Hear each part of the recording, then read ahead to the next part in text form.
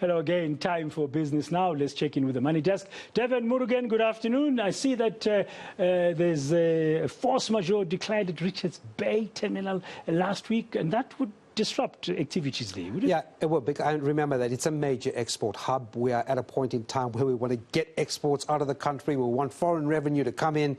So it's the last thing we need if the problem persists. So we'll start there. There are fears of commodity exports facing more disruptions after Transnet declared a force majeure at the Richards Bay Terminal on Friday. It followed a fire which affected a conveying system earlier in the week. It comes at a time, as I said, when Transnet is pushing to increase its export volumes, but has had little success in doing so. Henk Langenhoven is the chief economist at the Minerals Council. Let's check in with him now. Henk, thanks indeed for your time. I spoke to a Transnet official a while ago, and they were not too eager to commit on the full operational status of Richards Bay port at the moment. As the Minerals Council, this is a huge export point for your members. What have you heard? Are we still under force majeure? Absolutely. Afternoon. Yeah, we haven't heard much more than you did. I did speak to some of our companies that are exporting, and they are concerned because there has also been some trouble.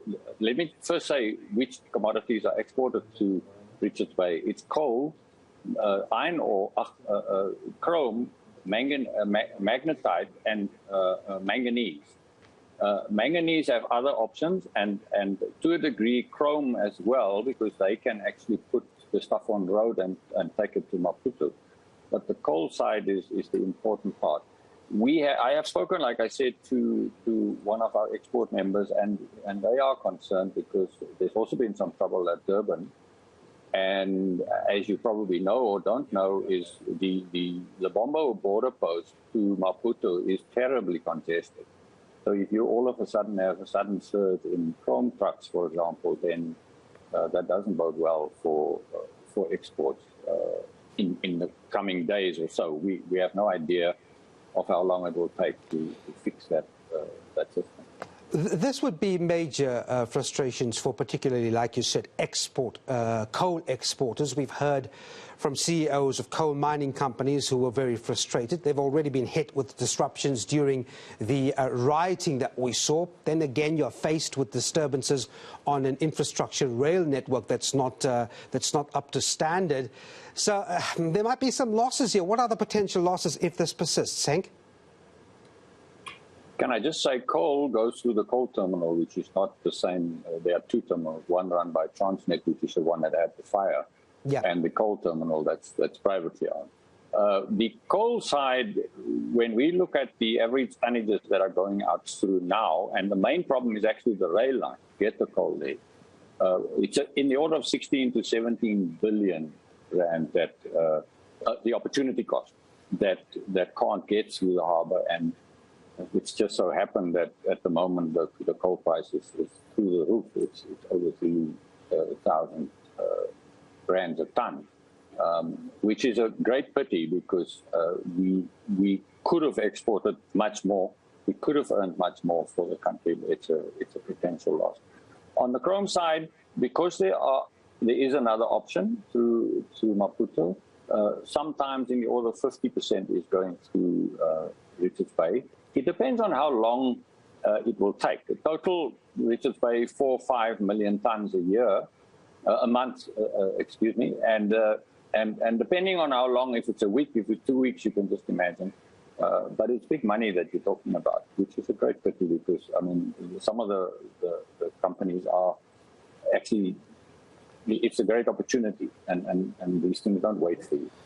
Henk, before I let you go, I mean, Transnet has said this before. They want to grow exports from around, 60 million tons a year to 67 million tons. But we haven't even achieved, according to some of the experts, that 60 million ton mark a year. I mean, do you sense that the improvements might change the situation? I mean, all of this really talks to our economic recovery plan, doesn't it? What's your sense on at least the short-term future going forward?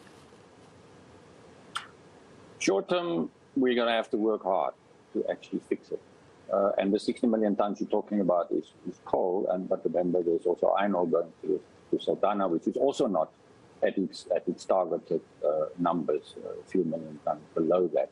So the actions that are taken, we hope will solve some of the problems. So one is operational.